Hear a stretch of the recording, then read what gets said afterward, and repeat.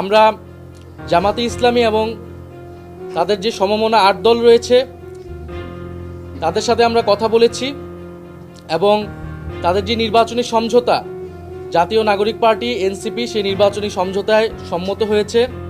আমরা জাতীয় নাগরিক পার্টি এনসিপি এবং এই সমমনা 8 দলের সাথে আমরা একত্রে নির্বাচনে অংশগ্রহণ করব বলে আমরা সিদ্ধান্ত নিয়েছি। ত্রয়োদশ জাতীয় সংসদ নির্বাচন যত ঘনিয়ে আসছে ততই উত্তপ্ত হয়ে উঠছে বাংলাদেশের রাজনীতি।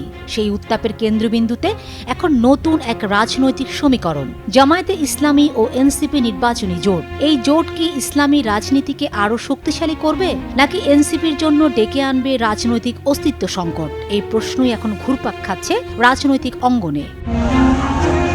2024 সালের ছাত্র জনতার আন্দোলনে সক্রিয় ভূমিকার মাধ্যমে জামায়াতে ইসলামী যে রাজনৈতিক মোমেন্টাম তৈরি করেছে সেটিকেই এবার তারা রূপ দিতে চাইছে নির্বাচনী শক্তিতে। রাজনৈতিক বিশ্লেষকদের মতে 24-এর আন্দোলনের সুফল ঘরে তুলতেই জামায়াত কৌশলগতভাবে ছোট ও নতুন দলগুলোকে সঙ্গে নিয়ে এগুচ্ছে। অন্যদিকে জুলাই আন্দোলনের পর তথাকথিত তৃতীয় ধারার রাজনীতির সবচেয়ে বড় সম্ভাবনা হিসেবে আলোচনায় আসে এনসিপি। কিন্তু তাদের এই জোট সবার মনে প্রশ্ন তুলেছে, নতুন ধারার রাজনীতির সম্ভাবনার পথ কি রুদ্ধ হয়ে যাচ্ছে?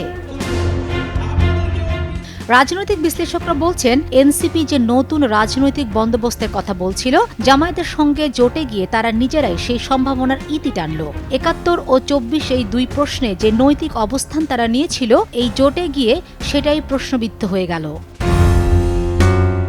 এই জোটে কার লাভ কার ক্ষতি, এই প্রশ্নে বিশ্লেষকদের বড় অংশই একমত। জামায়াতে ইসলামী লাভবান হচ্ছে, কিন্তু এনসিপি পড়ছে গভীর ঝুঁকিতে। রাজনৈতিক বিশ্লেষক ডক্টর শামীম রেজার মতে, নতুন প্রজন্মের কাছে এনসিপির যে গ্রহণযোগ্যতা ছিল, জামায়াত সেটিকে ঢাল হিসেবে ব্যবহার করছে। এতে জামায়াতের লাভ হলেও এনসিপি ধীরে ধীরে জনবিচ্ছিন্ন হয়ে পড়বে।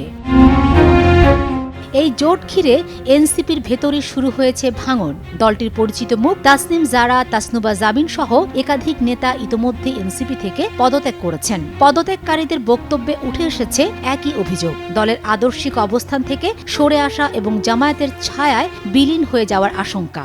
আমরা জামাতে ইসলামী এবং এ বিষয়ে এনসিপির শীর্ষ নেতা নাহিদ ইসলাম বলেন, এই জোট কোনো দলের কাছে আত্মসমর্পণ নয়, এটি একটি বাস্তব রাজনৈতিক সমঝোতা। আমাদের লক্ষ্য একটাই, এই দেশে একটি কার্যকর বিকল্প রাজনৈতিক শক্তি গড়ে তোলা। কেউ যদি ভিন্নভাবে দেখে সেটি তাদের ব্যক্তিগত সিদ্ধান্ত। তবে আসন ভাগাভাগি নিয়েও চলছে ব্যাপক দর কষাকষি। এনসিপি চেয়েছিল 56টি, পাচ্ছে 30টি আসন।